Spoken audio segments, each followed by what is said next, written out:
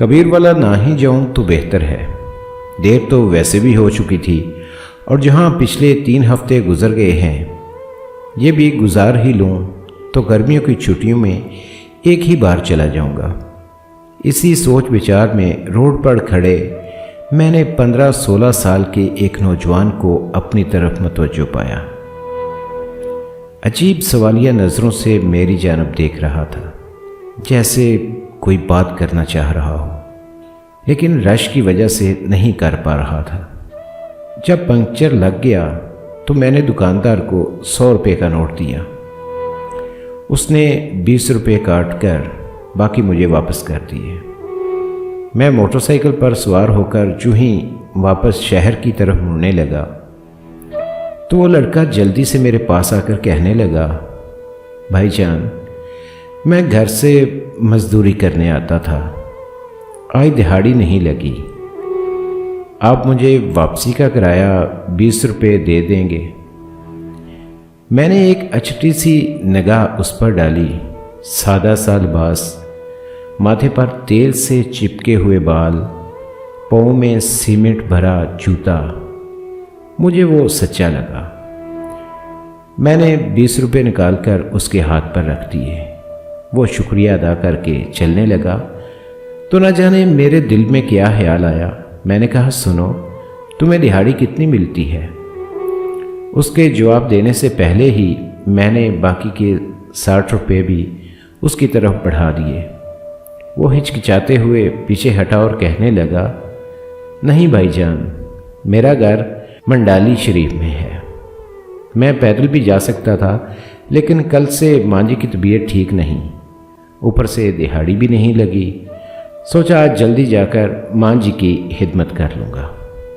मैंने कहा, अच्छा ये पैसे ले लो, माँ जी के लिए दवाई ले जाना। वो कहने लगा, दवाई तो मैं कल ले गया था, आज मैं सारा दिन माँ जी के पास रहूँगा तो वो खुद ही ठीक हो जाएंगी। माएँ दवाई से कहाँ ठीक होती हैं बाबूजी। मैंने हैरान होकर पूछा, तुम्हारा नाम क्या है? इतने में उसकी बस आ गई।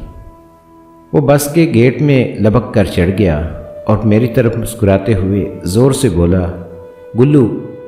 गुल्लू की बस चल पड़ी, लेकिन गुल्लू के वापस किए हुए 60 रुपये मेरी हथेली पर पड़े हुए थे और मैं हाई स्ट्रीट के रश में खुद को यकदम बहुत अकेला महसूस करने लगा। कुछ सोचकर मैंने मोटरसाइकिल का रुख रेलवे स्टेशन की तरफ मोड़ लिया।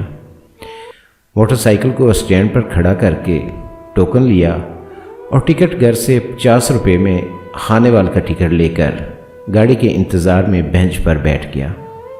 कब गाड़ी आई, कैसे मैं सवार हुआ, कुछ खबर नहीं।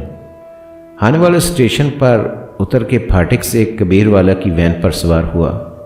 आखिरी बचे हुए 10 रुपये किराया देकर जब शाम ढलने अपने घर के दरवाजे से अंदर दाखिल हुआ तो सामने सेहन में चारपाई पर अम्मी जान सर पर कपड़ा बांधे नीम दराज थी।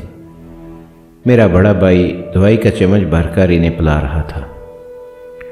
मुझे देखते ही अम्मी जान उठकर खड़ी हुई और ऊंची आवाज़ में कहने लगी, और मेरा पुत्र खैर से घर आ गया है, अब मैं बिल्कुल ठीक हूँ। मैं आंखों में आंसू भरते हुए दौड़कर इनके सीने से जा लगा।